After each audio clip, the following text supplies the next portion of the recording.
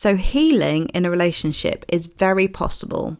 You've probably seen so many stories of couples who maybe started out in a particular way. Maybe it was very toxic, and then they overcame so much of that together, and they created safety for each other. They overcame their patterns, and it deepened their connection and their love for each other. So one of the problems that people who are very self-aware can have is that they really, really want to do this, but they're with someone who maybe is not there yet and not willing. And so the self-aware person, the more kind of complex thinker, is more likely to really put a lot of that responsibility on them and feel very triggered in the relationship. So one of the big problems with this is that where you're very self-aware and you're watching the videos and you're doing courses and you're learning about your patterns, whether that's anxiety or avoidance or whatever, and you're wanting to overcome that, there is a blind spot, which might be that it's all on you and that you've got to be the one to change it and you've got to be the catalyst for change. And the truth is you could be, but there has to come a point where you go, am I doing it all on my own? Is this person showing me any signs of willingness to meet me where I am? Even if they're not quite there yet, is there any willingness? Because the blind spot might be some kind of leaning into codependency where you feel like you've got to fix it, where you've got to solve it, you've got to solve the problem, you've got to be the one that transforms the relationship, which is a very lovely, honourable thing to want to do. But what about you? What about the strain that is putting on you? What about your needs? And so what I want to reflect back to you, if you're in this situation or if you have been in this situation, is that you have needs and feelings too, and that your blind spot might just be that you have historically felt responsible for fixing, healing, and making things work, right? Or being responsible in relationships because that's what you had to be when you were younger because nobody was doing that for you. It's one of the things that I've seen over and over and over again, where someone very, very self-aware really wants to experience a conscious relationship and wants to be loving, wants to be open, wants to be vulnerable, even though it's scary for them. And they have that willingness to really step into a unknown territory with someone.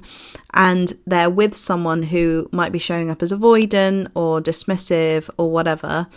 And that actually triggers their own wounding and makes them go into explaining, people pleasing, fixing in order to try and get the person on the same page. Because if that person was on the same page, then they would feel safe and they wouldn't have to face their fear of rejection or abandonment.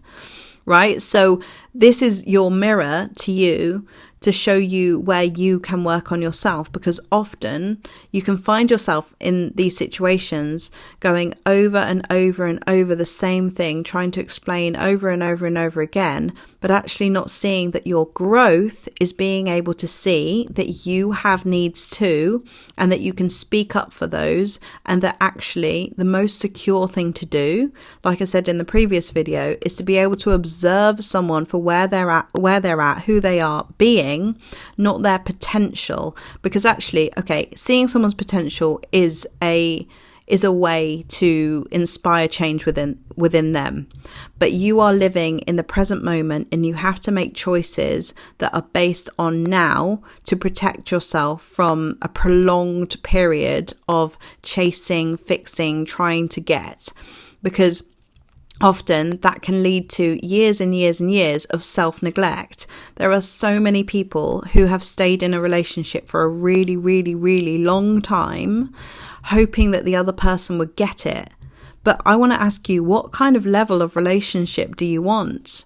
What kind of connection do you want? Because your only problem is that you're not believing that that's possible right now.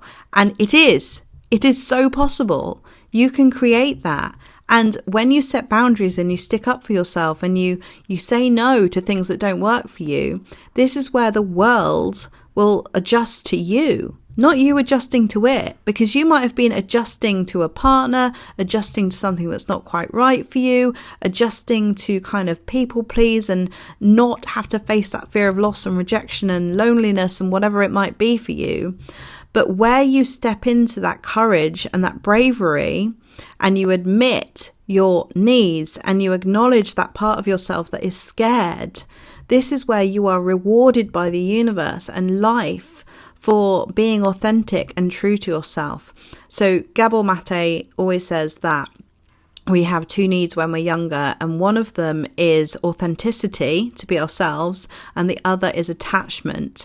And where we didn't get the opportunity and didn't feel safe to be authentic because maybe it wasn't validated, maybe we weren't seen, maybe there was arguments, or it wasn't safe to be ourselves, so we created coping mechanisms to hide, to retreat, to people please, or whatever. We are always going to choose attachment over authenticity when we're younger because we had to for survival. Okay, but now that we are older and we are adults, we can choose authenticity and still be safe.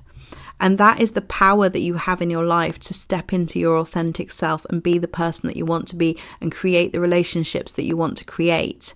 So this is your reminder to say that it takes two, and that your needs matter, and that there's nothing wrong with you.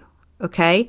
And what often happens as well in these dynamics where you might be with an avoidant or someone who is not willing to sort of step into accountability and responsibility within the relationship is that, you overextend yourself and you start feeling like there's something wrong with you. You start acting in a way that doesn't feel actually aligned with who you are. You start chasing, you start being quite serious, really overthinking. And overthinking is a symptom of the problem, not the problem. Okay? If you're someone who's been overthinking and quite emotional, that is your nervous system telling you something doesn't feel quite right or quite safe here.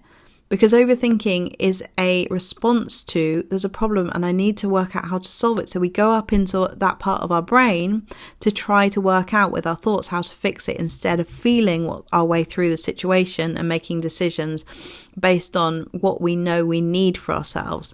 This whole thing that I'm talking about can be really messy and confusing. And oh my God, I know how confusing it can be. I know it can feel like, where do I start and this other person end? Where do they end and where do I begin?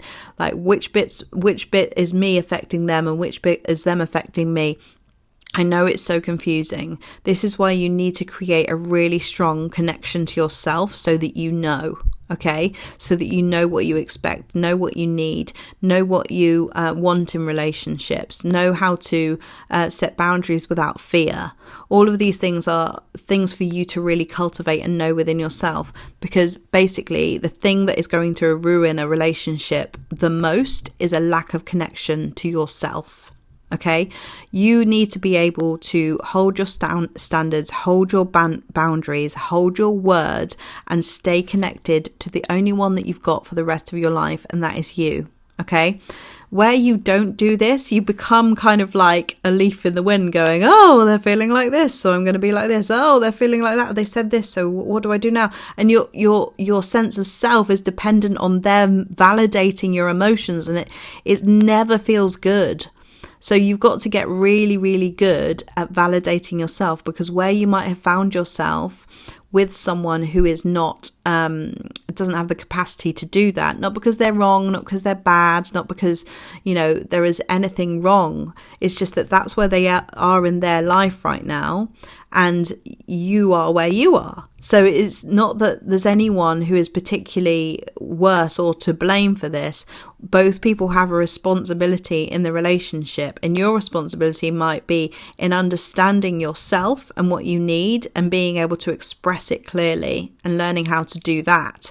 And their responsibility is understanding the impact and the being able to self-reflect enough to know themselves how their behaviours and their coping mechanisms might be contributing to a unhealthy relationship dynamic.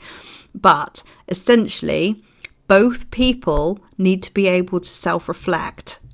So where a relationship might have fallen apart, I really, really want you to know that you did your best.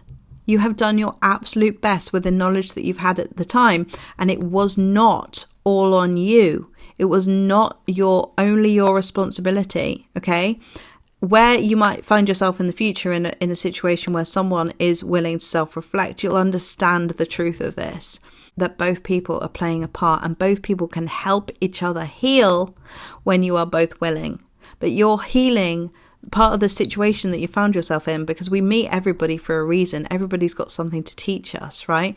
And one of the things that this person that you're thinking about while you're watching this video might be teaching you is to own and honor your feelings and needs and know that they're valid so that you can get them met in relationships. You know, it starts here and it's all from within to without. Yeah, it is absolutely, your relationships are always a reflection of how you're feeling about yourself and what you know about yourself and your own patterns. So where something dysfunctional is showing up, it's showing you that there is something for you to learn and for the other person to learn, not just you. Okay, so I wanted to do this video to give you some reassurance that if you're blaming yourself and criticizing yourself, it's not all your fault. It's not really anyone's fault. It's the opportunity that you've had to be able to know more about yourself, and even a breakup is going to help you with that. And also that healing actually is possible in a relationship, in a healthy dynamic where both people can take accountability and responsibility for how they are impacting each other and come from a place and have a culture in the relationship of love, kindness and respect. Yeah, and not to get something, but to be something for each other. Yeah, you've got to think about the partner that you want to be in a relationship and work on that. So I hope you found this video useful. If you'd like any more information about what I do, how you can work with me one-to-one or in a group, you can find it on my website in the links below, and I'll see you in the next video. Bye.